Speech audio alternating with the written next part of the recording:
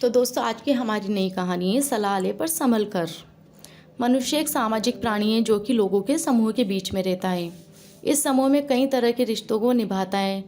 कुछ रिश्ते निस्वार्थ होते हैं, जबकि अधिकतर रिश्तों की नींव स्वार्थ पर ही टिकी होती है। जो हम प्रोफेशनल रिलेशन बनाते हैं वो अधिकतर आदान प्रदान या यूँ कहें कि एक दूसरे को और दूसरे से पहले व्यक्ति को फ़ायदे की बुनियाद पर ही टिके होते हैं। मैं यह नहीं कह रहा कि सभी रिश्तों के पीछे स्वार्थ ही होता है, लेकिन हाँ, आज की दुनिया में अधिकतर इंसान अपना फ़ायदा देखकर ही रिलेशन बनाते हैं।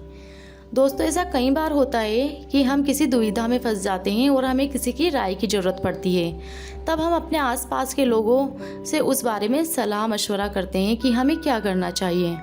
कई बार उनकी राह हमें सही रास्ते का मार्ग दिखाती है, तो कभी और ज़्यादा हमें नुकसान का सबब बन जाती है। अगर आप माता पिता, भाई बहन, सच्चा दोस्त आदि निस्वार्थ रिश्तों को, जो कि आपको सही राय देते हैं, छोड़ दें, तो बाकी अधिकतर समाज के और वर्क प्लेस के लोगों से सलाह ले ज़रूर, पर अपना विवेक भी बनाए रखें, क्योंकि कई बार ऐसे सलाह देने वालों का स्वार्थ भी उनकी सलाह में छिपा रहता है। इसलिए सुने सबकी, पर माने अपने विवेक और अंतरात्मा की। एक बार एक आदमी अपने छोटे से बालक के साथ एक घने जंगल में जा रहा होता है। तभी रास्ते में उस बालक को प्यास लगी और उसे पानी पिलाने उसका पिता उसे एक नदी पर ले गया। नदी पर पानी पीते पीते अचानक वो बालक पानी में गिर गया और डूबने से उसके प्राण निकल गए। वो आदमी बड़ा दुखी हुआ और उसने सोचा कि इस घने जंगल में मैं इस बालक की अंतिम क्रिया किस प्रकार करूं। तभी उसका रोना सुनकर एक गिद्ध, सियार और नदी से कछुआ वहां आ गए और उस आदमी से सहानुभूति व्यक्त करने लगे। आदमी की परेशानी जानकर सब अपनी जगह अपनी अपनी सलाह देने लगे।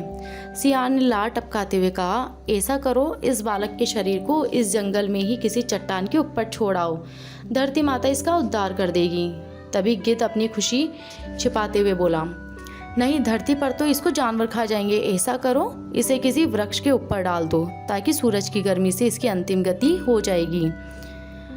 उन दोनों की बातें सुनकर कछुआ भी अपनी भूख को छिपाते हुए बोला, नहीं, आप इन दोनों की बातों में मत आओ।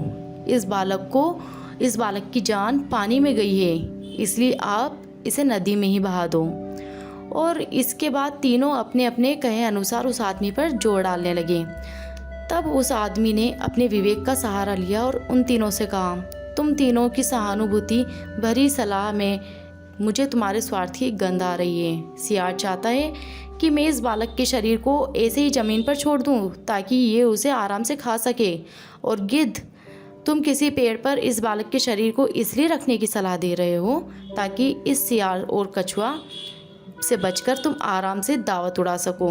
और कछुआ, तुम नदी के अंदर रहते हो, इसलिए नदी में अपनी दावत का इंतज़ाम कर रहे हो। तुम्हें सलाह देने के लिए धन्यवाद, लेकिन मैं इस बालक के शरीर को अग्नि को समर्पित करूंगा, ना कि तुम्हारा भोजन बनने दूंगा। यह सुनकर वो तीनों अपना छोटा सा मुंह लेकर वहाँ से चले गए। दोस्तों, मैं यह नहीं कह रहा हूँ कि हर व्यक्ति आपको स्वार्थ भरी सलाह ही देगा, लेकिन आज के इस कॉम्पिटिटिव युग में हम अगर अपने विवेक की छलनी से किसी सलाह को छान लें तो शायद ज़्यादा सही रहेगा। हो सकता है कि आप लोग मेरी बात से पूरी तरह सहमत ना हो, पर कहीं ना कहीं आज के युग में ये भी तो सच ही है कि मेरे नज़दीक रहते हैं कुछ दोस्त ऐसे जो मुझ में ढूंढते हैं गलतियाँ अपनी।